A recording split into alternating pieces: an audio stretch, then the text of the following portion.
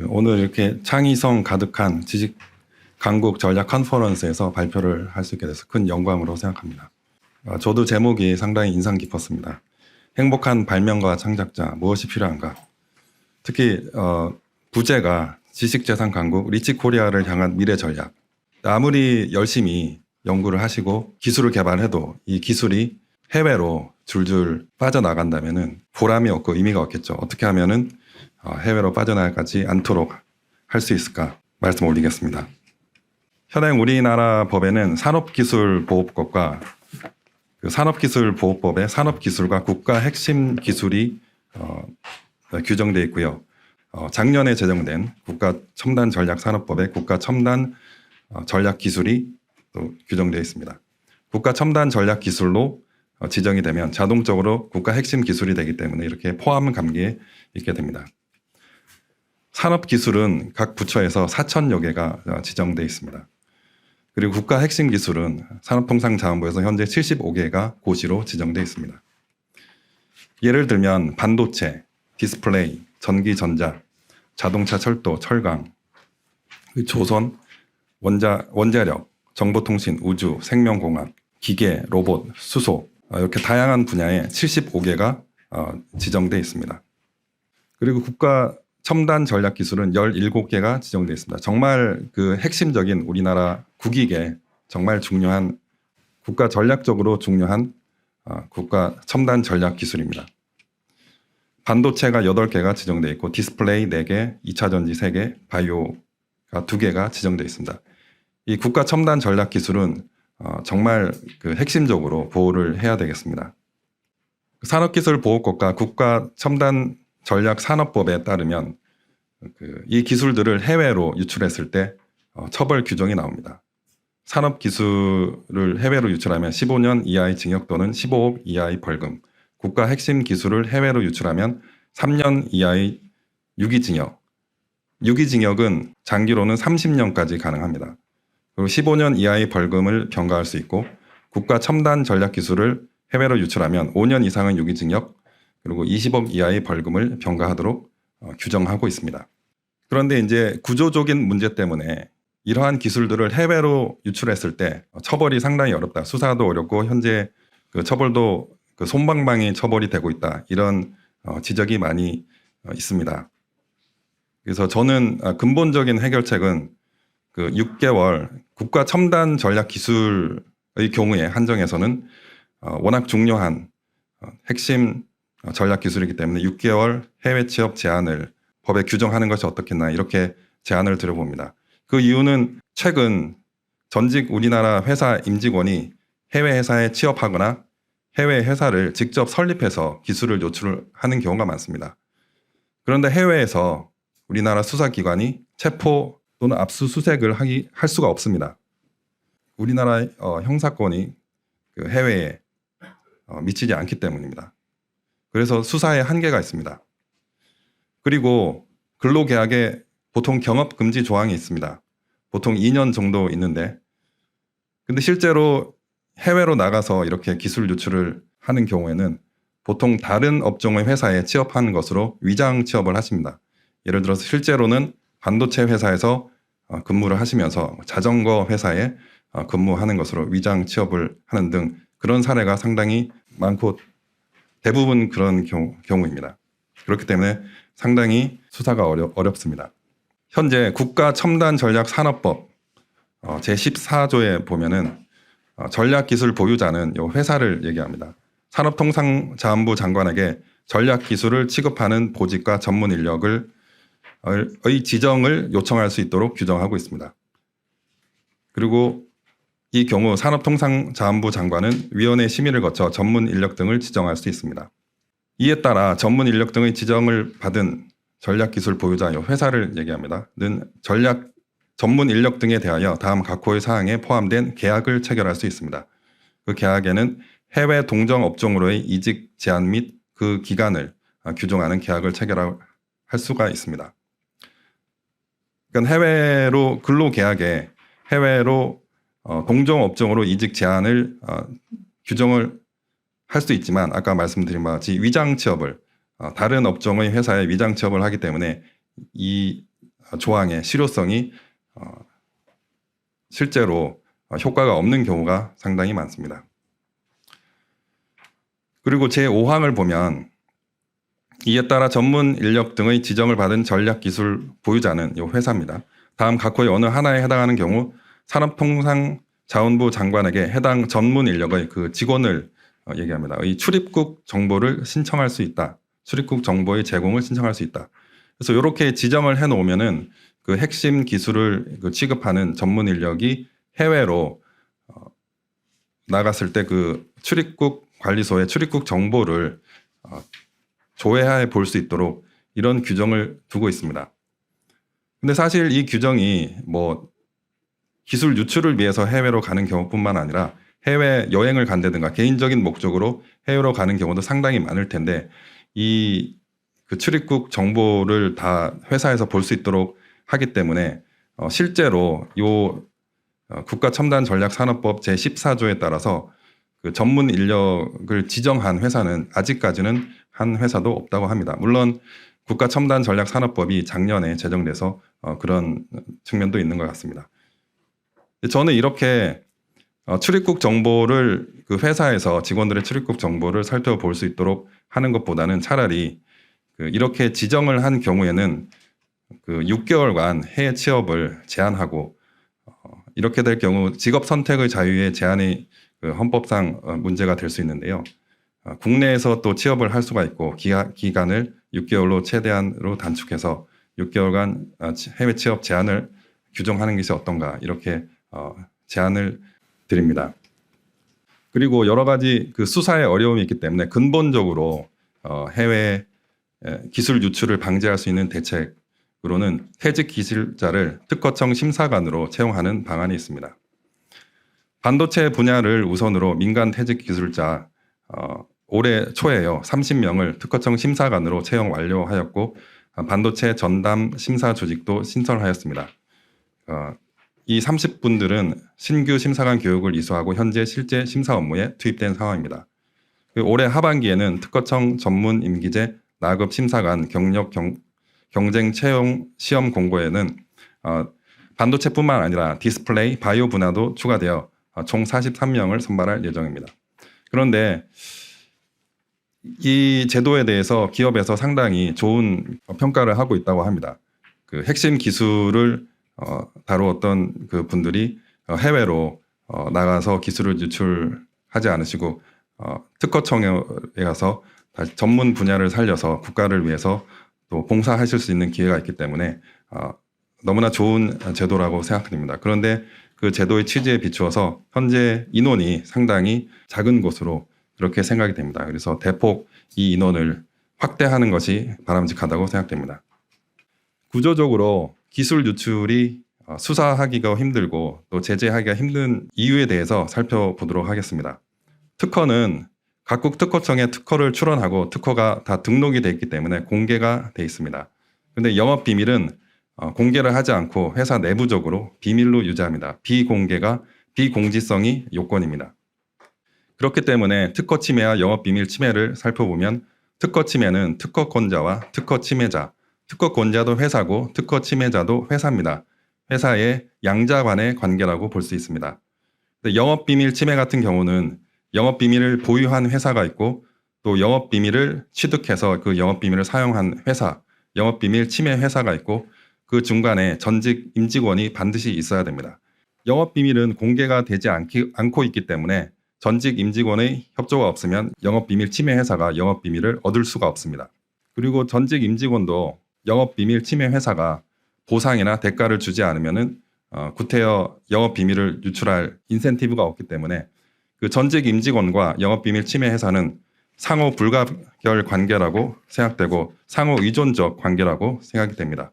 그래서 영업 비밀 침해 같은 경우는 이렇게 삼각 관계로 볼 수 있겠습니다. 이에 따라서 영업 비밀 침해 민사 형사 소송에서는 민사 손해배상 청구의 피고도 전직 임직원과 영업 비밀 침해 회사 양자를 상대로 민사 손해배상 청구를 하고 형사 소송에서도 전직 임직원뿐만 아니라 영업 비밀을 침해한 회사도 형사 기소를 해서 벌금형을 받는 사건이 많이 있습니다. 실제 예를 보면은 국내 유출 사건입니다. W 회사에 연구원으로 입사해서 2017년, 2018년 영업비밀 유지 등에 관한 정보보안 서약서를 제출하고 퇴사한 뒤 K 회사에 입사해서 K 회사에 W 회사의 영업비밀을 유출한, 기술을 유출한 그런 사건입니다.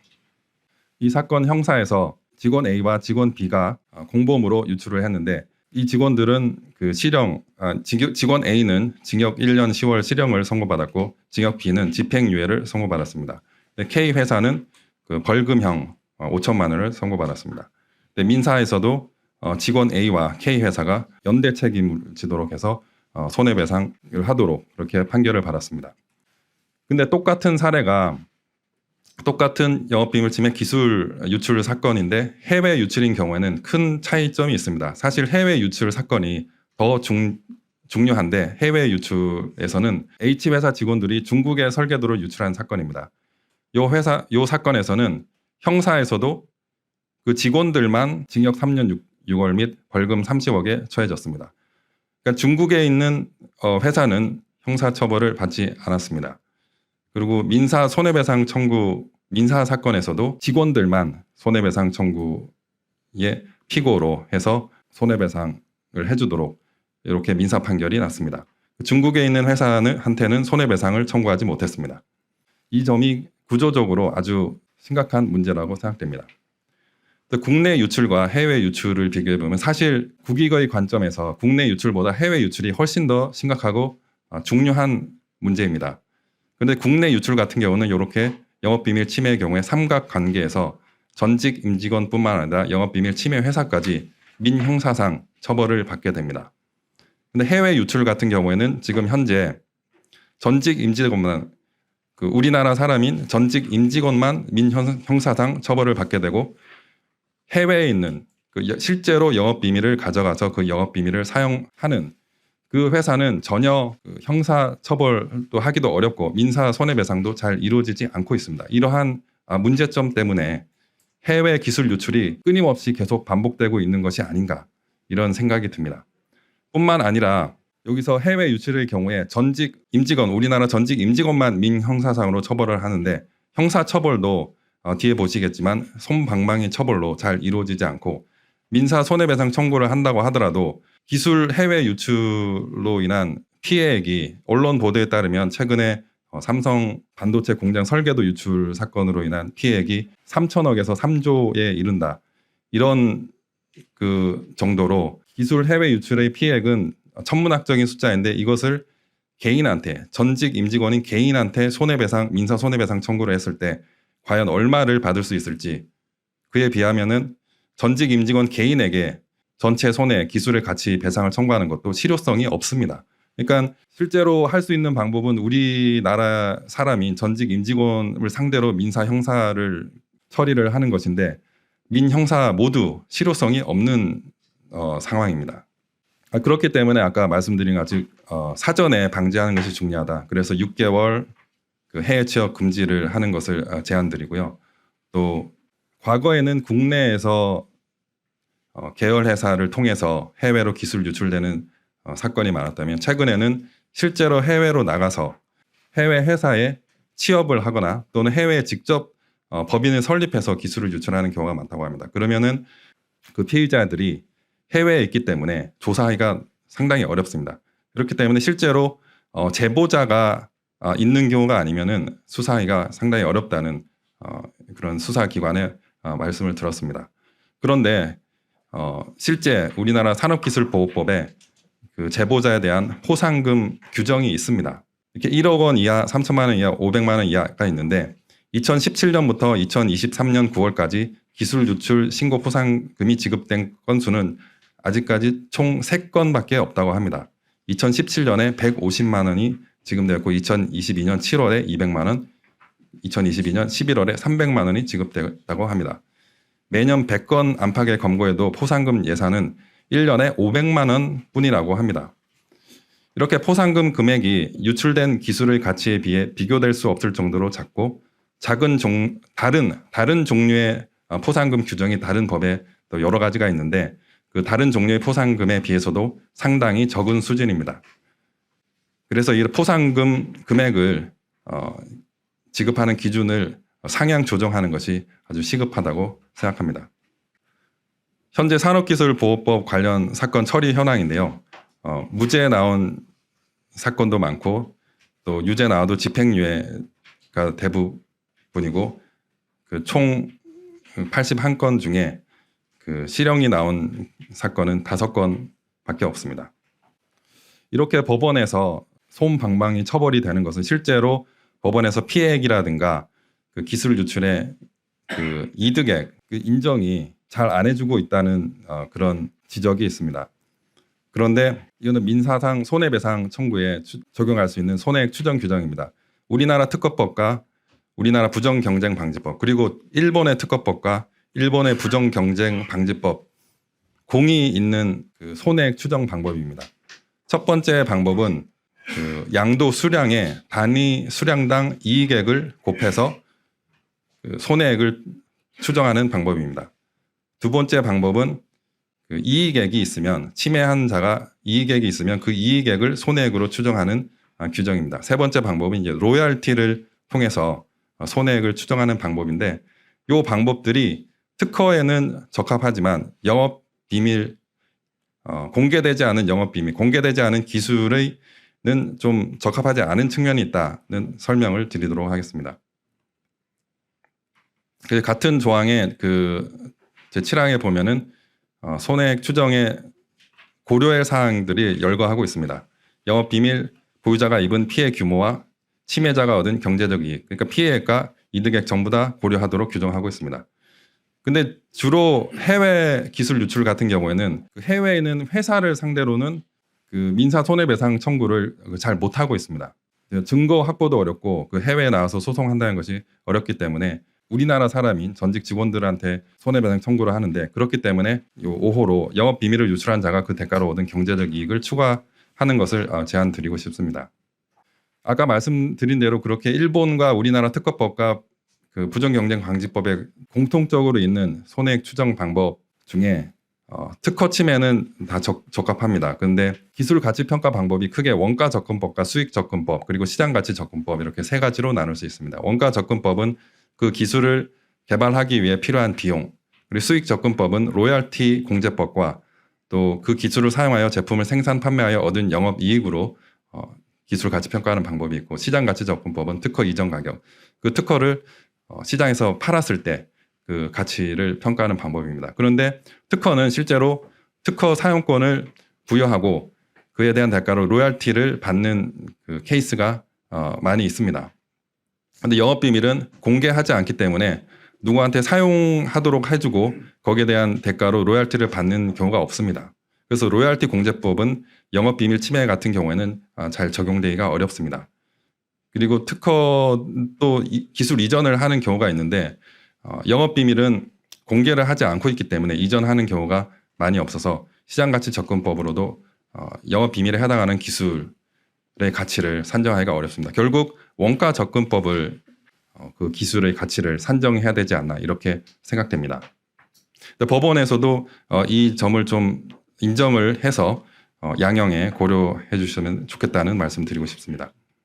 미국에서도 마찬가지입니다. 미국에서 또 기술 유출에 대해서 민사 손해배상으로 접근하는 측면이 있고 형사처벌로 접근하는 측면이 있는데 최근에 민사 손해배상에 관련된 그 Defend Trade Secret Act에서 영업 비밀의 연구 단계에서 투자된 금액 그리고 재생산 비용 이거는 이제 또 원가 접근법에 기초한 그 가치 평가 방법입니다. 이 방법을 고려해서 손해액을 산정하도록 이렇게 규정하고 있습니다.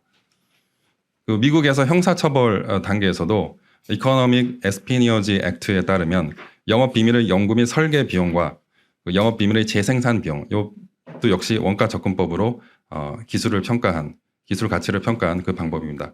포함하도록 개정되어 있습니다.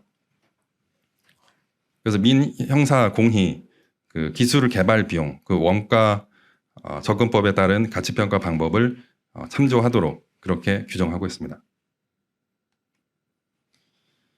일본에서는 그 우리나라 산업기술보호법 같은 법은 없고 부정경쟁방지법에 해당하는 법으로 기술 유출 사건을 처벌하고 있습니다. 특이한 점은 일본 부정경쟁방지법 제8조에는 손해계산을 위한 감정을 할 수 있도록 규정하고 있습니다. 그래서 그 영업비밀 침해 사건의 손해배상 금액을 정하기 위해서 전문가의 감정을 할 수 있도록 이렇게 규정하고 있습니다. 이런 규정도 우리나라에도 도입하는 것을 검토해 볼 필요가 있다고 생각합니다. 그리고 현재 그 기술 유출 사건에서 무죄가 많이 나오는 이유 중에 하나가 산업기술보호법에 따르면 제36조에 국가 핵심 기술을 외국에서 사용하거나 사용되게 할 목적으로 제14조 제1호부터 제3호까지 어느 하나에 해당하는 행위를 한 자라고 규정되어서 목적범을 요구하고 있습니다. 근데 이 목적을 입증하기가 상당히 어렵다는 지적이 많이 있습니다. 그래서 현재 이 목적범을 폐지하는 아래 보시는 바와 같이 외국에서 사용하거나 외국에서 사용될 것임을 알면서도 라고 개정하자는 개정 법률안이 지금 4개가 올라와 있습니다. 이 부분이 속히 개정되면은 그 목적을 입증하지 못해서 무죄가 나오는 그런 사건들이 많이 줄어들 수 있을 것으로 생각됩니다. 그 다음에 또 하나 지적되는 그 문제가 현행 양형 기준이 너무 낮다. 이런 지적이 많습니다. 이 현행 양형을 보시면 국내 침해와 국외 침해로 나누고 기본이 국내는 8개월에서 2년, 국외 침해는 1년에서 3년 6개월입니다. 근데 현재 실제 선고되는 평균을 보면은 1년 3개월로 그렇게 나오고 있습니다. 그리고 산업기술보호법에 따른 처벌 양형 기준이 따로 있는 것이 아니고 영업비밀 침해 행위에 이렇게 한 가중 요소 중에 하나로 들어가 있습니다. 그리고 피해액 또 가중 요소 중에 하나로 들어가 있고 우리나라 회사의 피해액 그리고 해외 회사의 이득액 또 가중 요소로 다 들어가 있습니다. 네, 올해 8월 8일에 양형위원회 제126차 회의 결과 별도 범죄군을 신설하지는 않았지만 그 지식재산권 범죄 내 하나의 유형으로 통합되어 있던 영업비밀 침해 행위와 기술 유출 범죄를 분리해서 산업기술 등 침해라는 독립된 유형을 신설하기로 했습니다. 아래 표와 같이 여기서는 이제 03, 3번 해서 영업비밀 침해 행위로 양형 기준을 설치하고 있는데요. 4번을 새로 마련해서 산업기술 등 침해 행위라는 별도의 양형 기준을 신설하도록 이렇게 하겠다. 이렇게 보도자료가 나왔습니다. 근데 아까 제일 처음에 표에서 보셨듯이 영업비밀, 산업기술, 국가핵심기술, 국가첨단전략기술이 각각 법정형이 다릅니다. 그렇기 때문에 각각 법정형이 다른 것을 다른 항목으로 지금은 유형의 1, 2, 3, 4 해서 3번 유형이 산업기술 등 국외침해, 4번 유형이 국가핵심기술 등 국외침해인데 5번 유형도 만들어서 작년에 국가첨단전략산업법이 제정됐기 때문에 국가첨단전략기술 등 국외침해도 5번 유형으로 포함돼야 된다고 생각을 합니다. 그리고 가중 요소 중에 미국에서의 그 입법례도 그렇고 원가 접근법에 따른 유출 탈취된 기술을 개발하기 위해서 소용된 비용을 가중 요소로 명시해서 법원에서 기술 가치의 피해액이 입증이 되지 않았다고 해서 그 양형이 줄어드는 그런 결과를 좀 막을 수 있도록 이렇게 구체적으로 규정을 하면 좋겠다 이렇게 생각됩니다. 그리고 소송 집중 관할 문제가 상당히 중요한 문제인데요. 제가 SK 관계자 말씀을 들으면은 SK 그 공장이 대구에 있어서 대구에서 재판을 받았는데 기술 유출 사건이 해외 기술 유출 사건이 많지 않기 때문에 상당히 재판이 지연됐다 그런 말씀을 들었습니다. 그래서 기술 유출 사건이 중요하지만 사건 숫자가 그렇게 많지는 않습니다. 그래서 관할 집중 지금 논의되고 있는데 관할 집중이 가장 시급한 사건 유형 중에 하나가 해외 기술 유출 탈취 형사 사건이라고 이렇게 생각됩니다.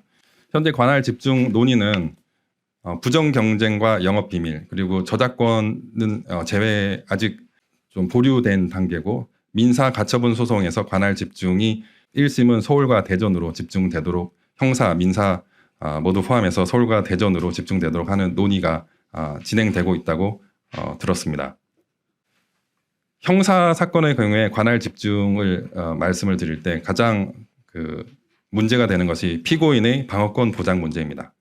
피고인이 그 서울에 그 주거하고 있는 피고인이 예를 들어서 대전에서 재판을 받으려면은 형사 재판은 피고인이 꼭 출석을 해야 되기 때문에 대전까지 이동을 해야 되고 뭐 강원도에 거주하는 피고인도 뭐 서울이나 대전 지금 관할 집중 논의되는 것이 서울과 대전으로 집중하도록 하고 있기 때문에 서울이나 대전으로 이동해야 돼서 피고인이 자기 주거지에 가까운 법원에서 재판을 받으면은 방어권 보장이 더 효율적으로 할 수 있는데 먼 곳의 법원까지 출석을 해야 되는 것이 방어권 보장에 문제가 있다.